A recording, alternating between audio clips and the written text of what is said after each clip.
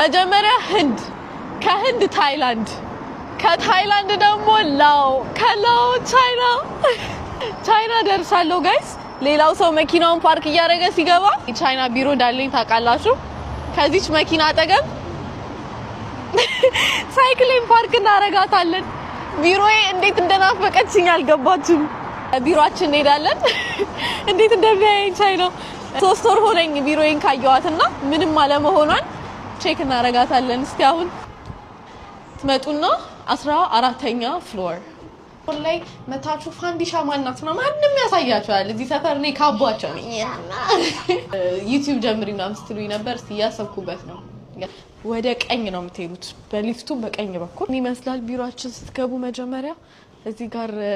ሪሴፕሽኖች አሉ የሚቀበሏችሁ ኦ ማይ ጋድ ተስተካክላ አይደለም የጠበቀችኝ ኦንላይን ነበር የሁሉ ጊዜ ስንሰራ የነበረው ዋው አምጣውልኝ እስከዛሬ አልተቀበልኳቸውም ነበር ምንድነው ይሄ ፋንዲሻ ከዚህ በኋላ ከገር ቤተሰቦችን ኢንቫይት አድርጋ መቀበል ትችላለች ያው ቻይና ላይ እንደ አንድ ዜጋ ትቆጠራለች በጣም ደስ የሚል ዜና ነው ኤኒዌይስ አይነት ዜናዎችን እንዲደርሳችሁ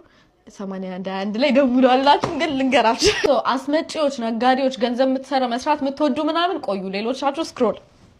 ስክሮል አረጋችሁ እሺ ሰመሪያ ቻይና የመጣው ጊዜ ጠፍቻለሁ እንደነገርኳችሁ አንተ እኔ እንደጠፋሁት እንዳትጠፉ በማሰብ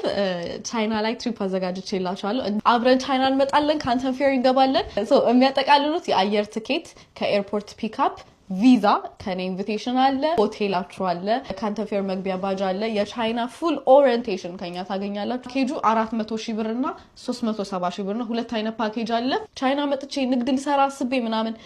ብሎ የሚያስብ ሰው ካለ ለአንድ ሳምንት መታችሁ ለአመታት የሚሆናችሁ ነገር ነው ይዛችሁ የምትሄዱት ቅድመ ክፍያ የለውም ትመጣላችሁ ፓስፖርታችሁን ትሰጣላችሁ ከዛ በኋላ ቪዛችሁ ሲወጣ መታችሁ ቪዛችሁን ወስዳችሁ ፔመንት ከፍላችሁ ከኛ ጋር ኤፕሪል 15 ጀምሮ መምጣት ስለዚህ ቶሎ ደውሉ ኦሬዲ እንትን ሳለን ራሱ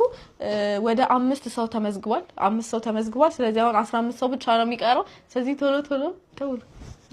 ቶሎ ፓስፖርታችሁን ስጡ እኔም ከአንድ ሳምንት በኋላ አመጣለሁ እንገናኛለን